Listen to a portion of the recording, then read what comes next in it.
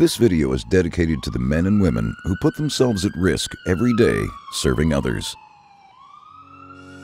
EMS is fundamentally a transportation-based emergency service, responding to approximately 30 million emergency calls annually and estimated at least as many routine transports. There's been much recent focus nationally, federally, and academically on the issues pertaining to EMS safety, both for the provider and the patient. For decades, EMS has been responding to the majority of calls, regardless of the nature, using lights and sirens, and for the most part, transports these same patients to the hospital again using lights and sirens, again regardless of patient severity. While this seems still to be a common practice, many studies have shown it to be of little value in the patient's outcome. Research has shown that EMS providers die more often than police and fire in transportation-related collisions and are killed at a rate that is more than twice the national average. Even more disturbing is that research has shown that most of these collisions are preventable. The National Highway Traffic Safety Administration estimates there are 10,000 ambulance crashes per year. As a result of these collisions, there is one fatality per week involving EMS responders, their patients, occupants of other vehicles, or innocent bystanders. 25% are those in the ambulance. 75% are pedestrians or occupants of the other car. Additionally, there are 10 serious EMS injuries every day, with 10,000 EMS injuries reported annually. There are many costs associated with collisions, some of which are very apparent. Cost of repairs to vehicles, medical bills, increased insurance premiums, and lawsuits. For every medical malpractice claim, there are 25 claims for automobile liability. 53% of all dollars paid out by EMS insurance companies were due to ambulance-involved collisions. The personal costs of being involved in a collision include being killed or seriously injured, or killing or injuring someone else. An additional cost is the financial hardship of being out of work for an extended period of time. Shorter response times, especially when augmented by the inappropriate use of lights and sirens, carry significant safety risks for EMS providers and the public alike. For this reason, simply going faster is not the solution. More important is the proper triage of calls to determine which ones require rapid lights and siren responses and which ones can be handled in a timely but safer fashion. Many systems have identified that certain minor injuries do not require lights and siren response and may be more appropriately managed by a slower response.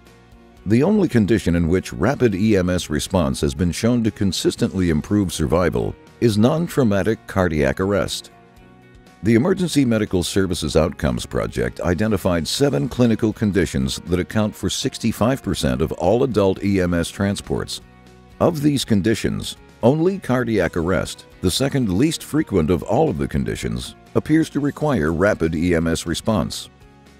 Dr. Clausen of the National Academies of Emergency Dispatch states the use of lights and sirens does not routinely save significant time. Studies show time saved to be less than a minute. Time does not matter much in most incidents, and not at all in many. The vast majority of 911 calls are not time-sensitive emergencies, and most are not even emergencies at all. Without question, ambulances should use lights and sirens when dealing with a true emergency, which has been defined as a condition in which there is a high probability of death or serious injury to an individual, and action by an emergency vehicle operator may reduce the seriousness of the situation. Hearing is considered to be a primary warning sense.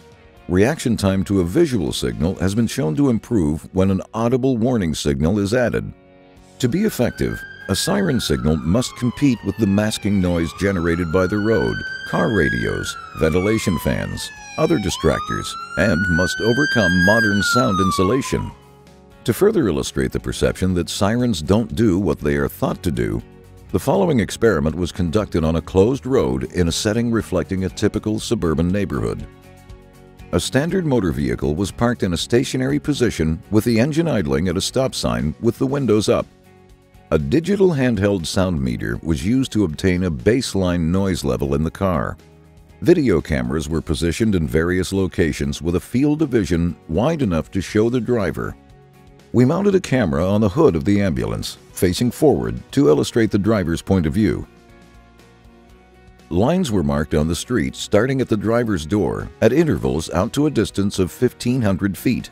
Spotters were placed along the travel path of the ambulance with tape measures to obtain precise measurements. Starting 1,500 feet directly behind the car, an ambulance drove at 25 miles per hour with the siren set to the whale mode.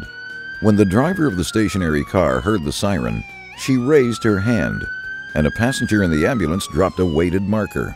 The distance between the vehicles was measured.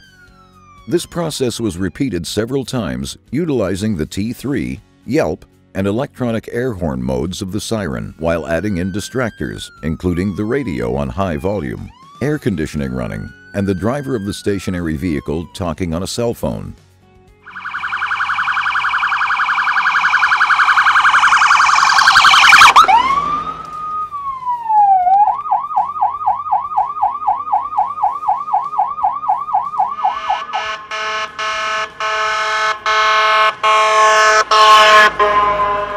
Upon evaluation of the data, it was clear that even with today's siren technology, the warning ability of a siren is dramatically reduced by simply having your windows closed, let alone in combination with one or more distractors. Regardless of the siren mode, the vehicle's occupant heard the siren at 1,500 plus feet with the window open.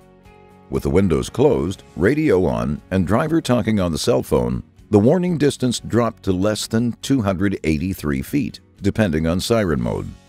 At just 25 miles per hour, warning time is reduced to 7 seconds, and at 45 miles per hour, warning time is reduced to 4 seconds, neither of which allows for a safe reaction by either driver. This experiment was conducted using best-case scenarios. In real-world situations, you will likely see reduced warning times. When you choose to use your lights and sirens, remember they may not actually save any time, and they will likely increase your risk of being involved in a serious collision. So the decision to use them should not be taken lightly. For a free copy of this PSA and list of references, please visit monoc.org/sirenpsa.